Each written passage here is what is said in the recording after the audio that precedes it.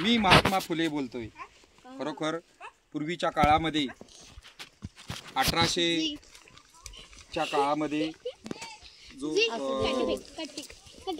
काळ होता तो मध्ययुगीन काळ, आणि त्या मध्ययुगीन काळामध्ये अनिष्ट चालीरीती परंपरा होत्या। प्राचीन काळात त्यानंतर मध्ययुगात खूप बदल होत गेले आणि स्त्रियांच्यावर अन्याय होत होते। स्त्रियांनी चूल आणि मूल अनिष्ट प्रथा होत्या।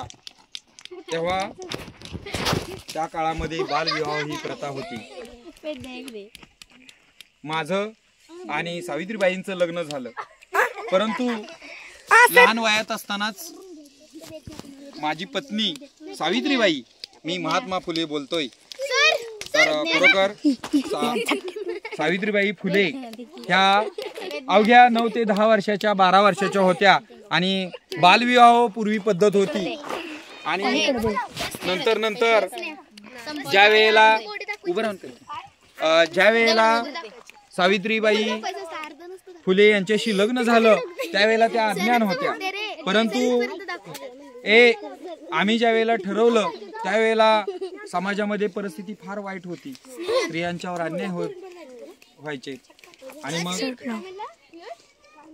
अन्याय अत्याचार व्हायचे आणि आम्ही ते डोळ्याने पाहिजे। आणि मग सावित्रीबाई फुले यांना सांगितलं की आपण काय करूया, मुलींची शाळा काढूया।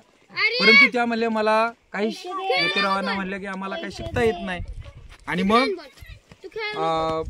मी काही शिकलेली नाही, मी अडाणी आहे, बाया मी कशी करणार, अशा पद्धतीचं म्हणल्यानंतर ज्योतिराव फुले यांनी सावित्रीबाई फुले यांना सांगितलं की तुला मी शिक्षण द्यायला सुरुवात करतो। आणि मग त्यांनी ग गडू क क पाचा ही अक्षर मुळाक्षर सगळी गिरवायला लागली।